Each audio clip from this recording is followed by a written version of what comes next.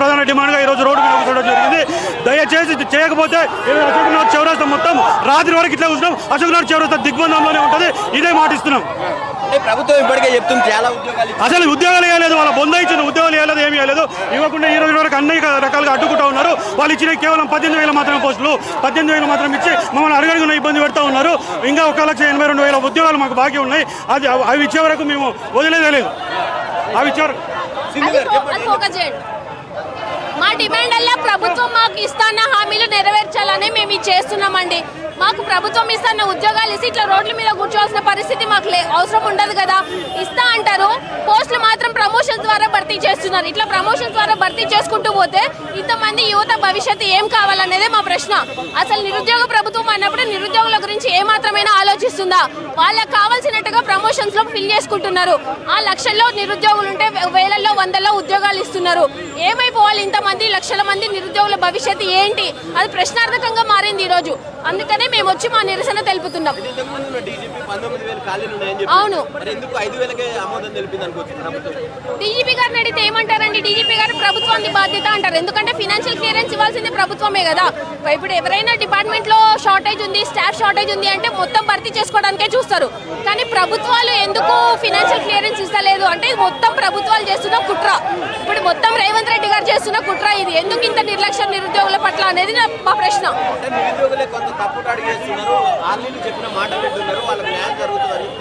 ఎవరి మాటలు వింటారండి? ఎవరి మాటలు అడగండి. ఇప్పుడు ఒక్కరిద్దరు విన్నా కానీ ఇంతమందిని అడగండి. అంత దమ్ముండలు అయితే వచ్చి మాట్లాడాలి కదా నిరుద్యోగులతో. ఎందుకు మాట్లాడట్లేదు? నిరుద్యోగ ప్రభుత్వం అని చెప్పుకుంటారు కానీ ఏనాడు వచ్చి నిరుద్యోగులతో మాట్లాడలేదు కదా. మేము మాట్లాడమని కోరుతున్నాం. మాట్లాడితే కదా మా బాధలు మీకు తెలిసేది. ఊరికనే ఏదో బట్టగలిసి మీదేస్తే అయిపోదు కదా. ఇష్టానికి అంటే కైండ్ ఆఫ్ డైవర్షన్ పాలిటిక్స్. ఏ వీళ్ళు చెప్పించారు వాళ్ళు చెప్పించారు అంటే ఎవడు పట్టించుకోవడం ఉద్దేశం. 2 లక్షల ఉద్యోగాలు ఇస్తామని చెప్తే మీరు దాని గురించి ఫైట్ చేస్తున్నారు. 5,000కి ఆమోదం తెలపడాన్ని ఎట్లా చూస్తున్నారు? అది పూర్తిగా నిర్లక్ష్యమే. ఏదో ఇవ్వాలి కాబట్టి ఇస్తున్నారు. ప్రతిపక్షాలు ప్రశ్నిస్తున్నారు, వీళ్ళు ఇస్తున్నారు. ఇచ్చినామని చెప్పుకోవడానికి నోటిఫికేషన్స్ తప్ప నిజంగా మా గురించి ఆలోచించి చేసింది ఏమీ లేదు.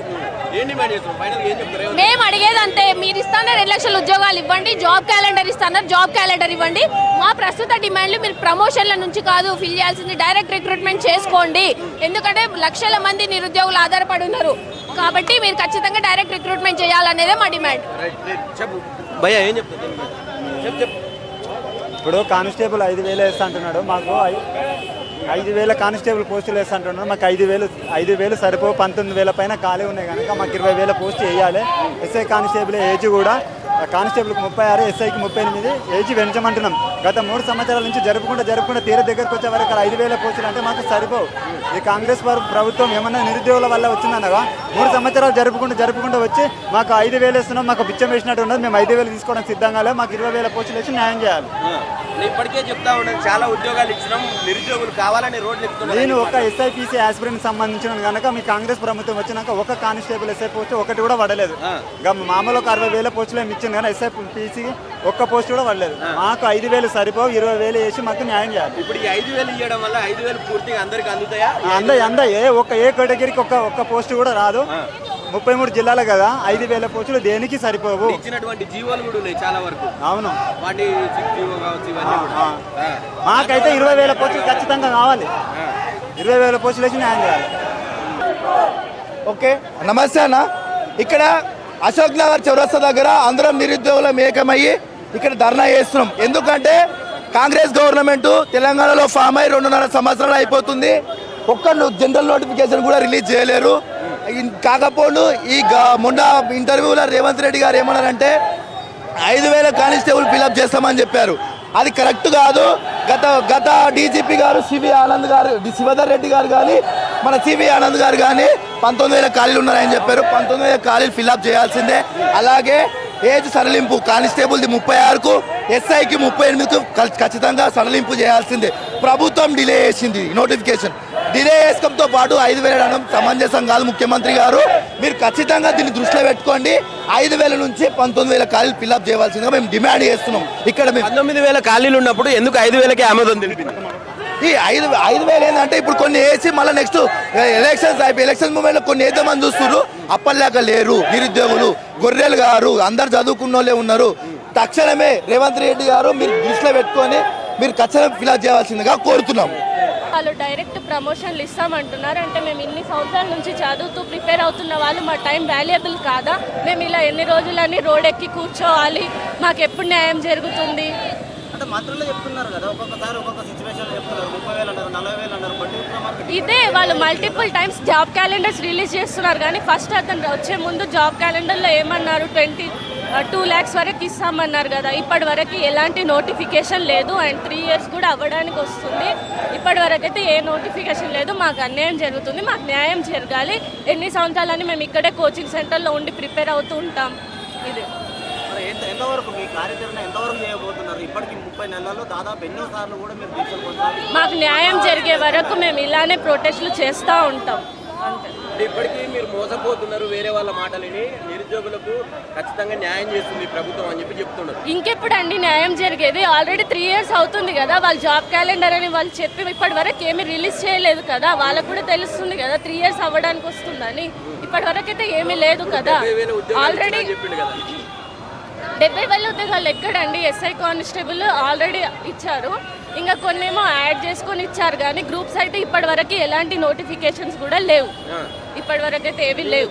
లెక్క పెట్టుకోండి, నేను తలకాయ తీసేసుకుంటున్నాను అని చెప్పిండు రేవంత్ రెడ్డి. ఇక్కడ తీసుకోమని చెప్పండి కదా. ఇప్పటి వరకు అయితే ఏమీ లేవు కదా, అందరికీ తెలుసు. ఒకవేళ ఇచ్చే ఉంటే మేమెందుకు రోడ్ల మీదకి వస్తామండి? రామ్ కదా. గతంలో ఇట్లనే కాంగ్రెస్ ప్రభుత్వం ఏర్పాటు కోసం మీ ఇన్స్టిట్యూట్లకు వచ్చి మిమ్మల్ని అందరినీ తిప్పిండు.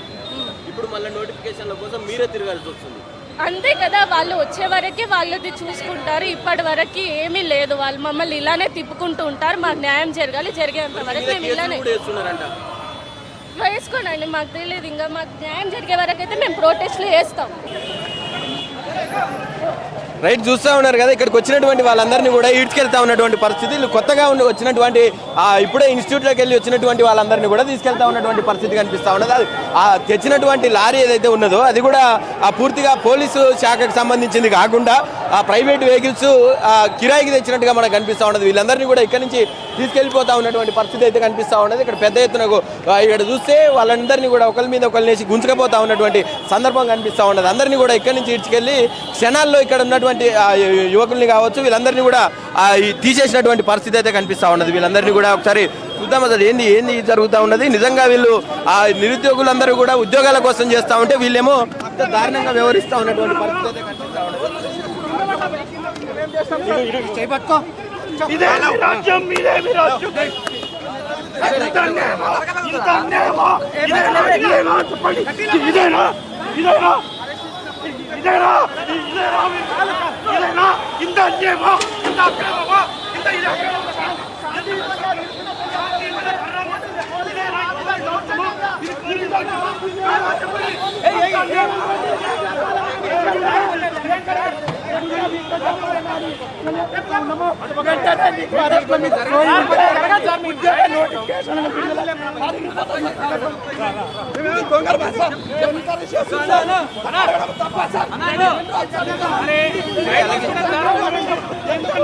ఇంత అక్రమమా?